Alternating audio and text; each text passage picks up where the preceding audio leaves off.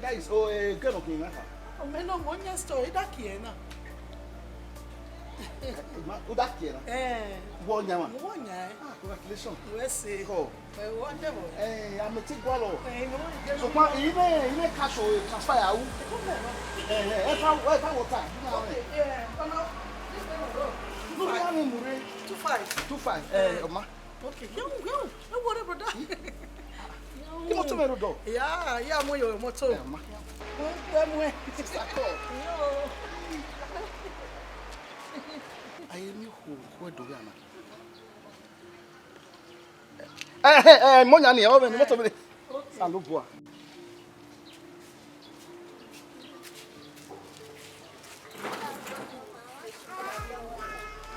Yo, what am I show?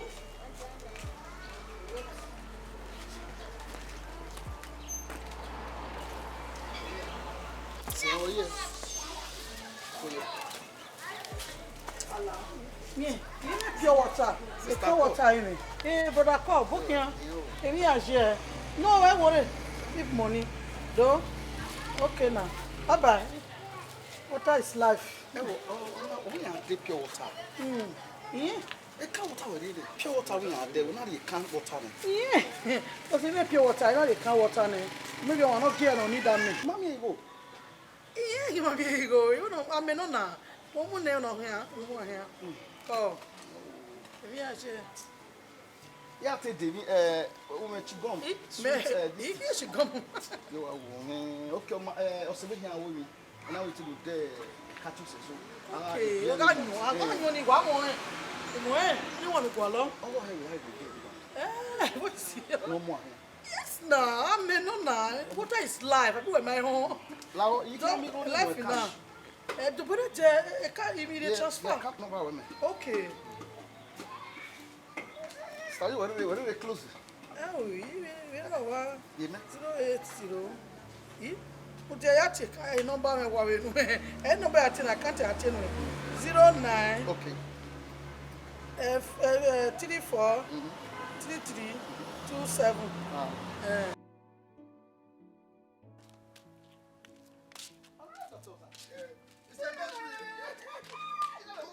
Cisco! Hey, what's it? We are here now. It's a lot. Where are we to now?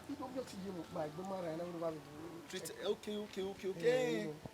Me carry do not know.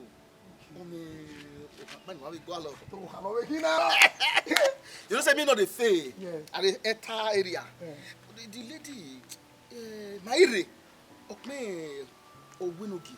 Ega no better. So pa boy na lezeke. Let me yage no make a came mighty get to the place. I will see. You know matter be or make bekere. Onye okporigbe. Why na uku. E wo okwikwi. Don't I tell you we kewe bori. We want kewe bori. You can you wear you agbera we no gi. Ya we no gere ma. We no gere me ya we. How ori ni walk kewe bori. O wa kuku ni. Mo say we o me kana. Okporigbe yan wa da kewe bori. It means we no gi. You can no gi awo na. Because okuna me mi agi o ni o. O wa me kebe. Ah, we be ro. Ni mi akia la o. O sele ya seto. Ni be seto abi. E go salon power you kid la so. Ni mi akia la o. O ma ni we kana o da kewe bori. Egbe na lo be. Izozo wo do ina zozo we webo. O we here settle down. Only come here. Oh. Only we Sonny and me leave the trouble for me. Oh. We see and me. Oma ya we I can on mama. Egbe nwe ti we favor we ba. You don't drag. Don't can move there. Jerry. Can I want you?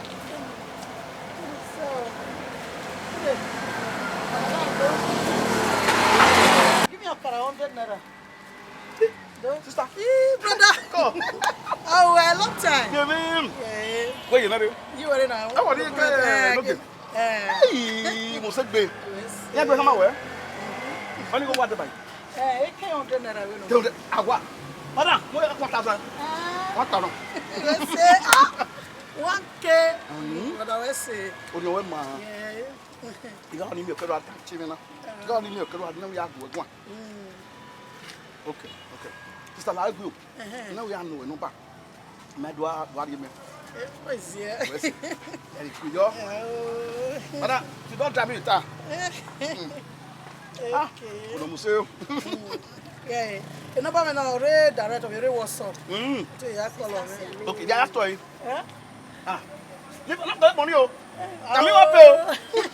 Vai ser, vai puxar. Não é o ano, não é? É cana, é. Vai ser quando que ele vai Isso aí, estou aí. É, Evbaguehita. Evbaguehita. É, olha a Ele não é Godwin. É, Godwin, essa Winnie. Godwin. Vai ser. Qual é não? Pode vir. É, isso aí é store. É, o Rewe store. Ok. É, o Rewe store. Olha, na end with 7. Ok, problema. Oh. Então, way, you need no go. We want one mo say na me ma go agun e yo ni mami ni ti we wo tan e ko ma ge baya wa be see you no to mo wa be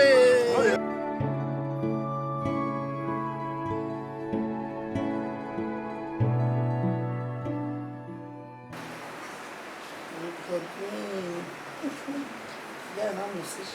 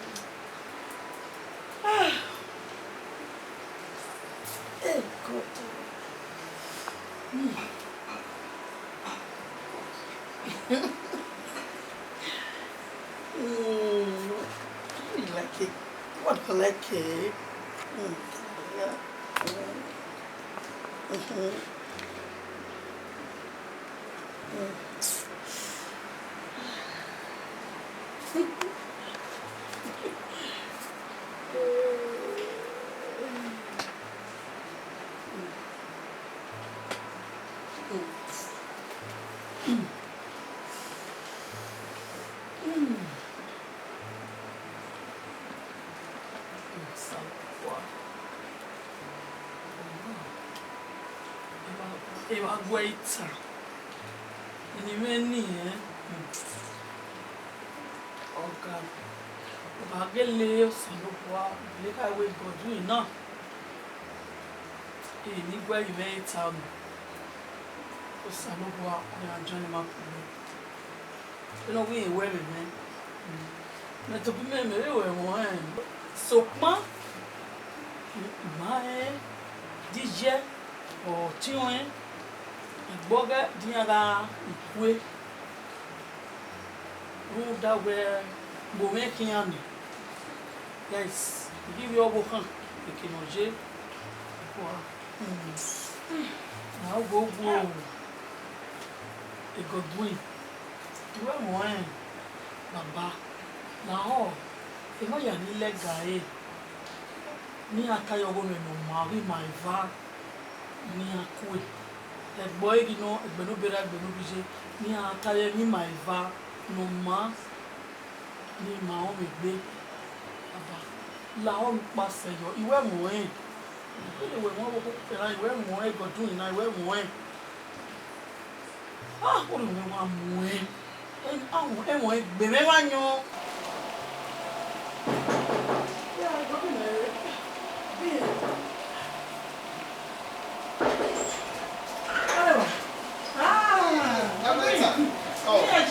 Egbe wa wa ma ta le dia. E la po mo ko e. O boy ki o le ni o. E ya ye. Papa ni mo to yi. Ba be ko fese. O ma be ko. Yo, to. Tata. Please. La to mo ese.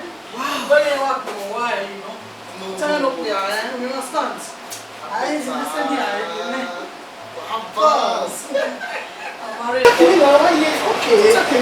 It's okay. Ko ni e ni e.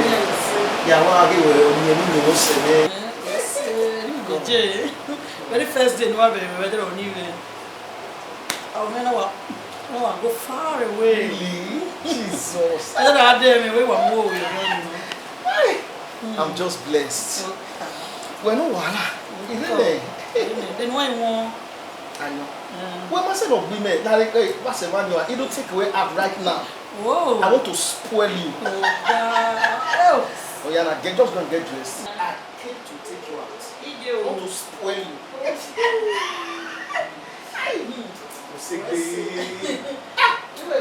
God will. God will. funny there. Go and get dressed. How many years were there on here?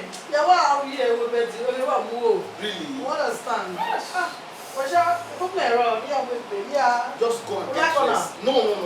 Yeah, children. Are you trouser now? Oh. I know why let him mama.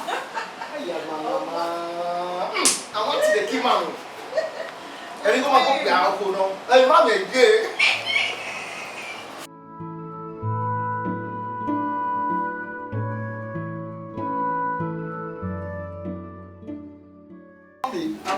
Yo. You know what I was saying? Wow. Skull. You know I enjoy my day today. Also, I always say we in here. This is my house. They will make one of my own.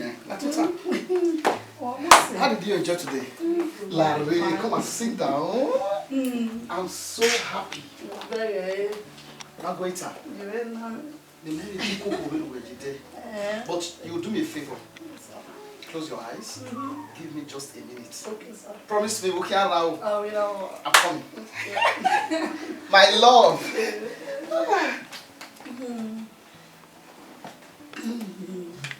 Hello.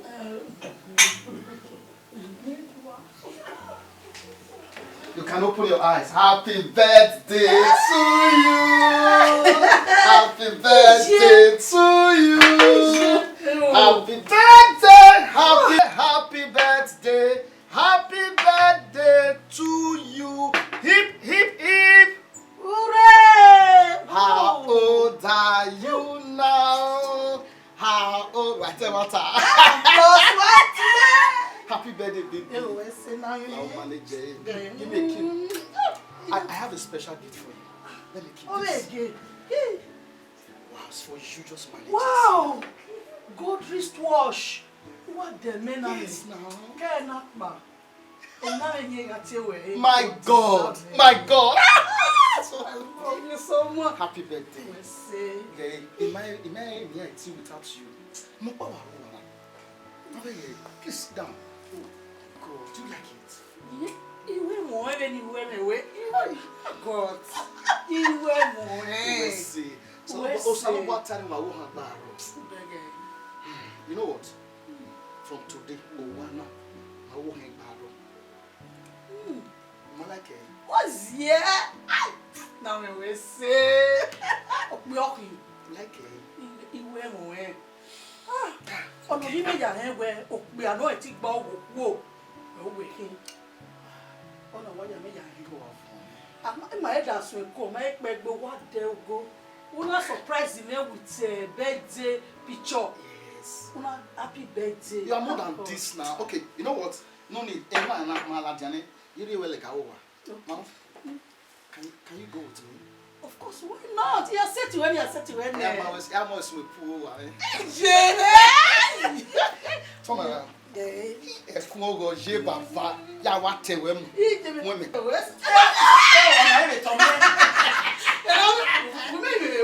Wait now. Women work with you. Now we know you make it. Yeah. Ya wa kalo. My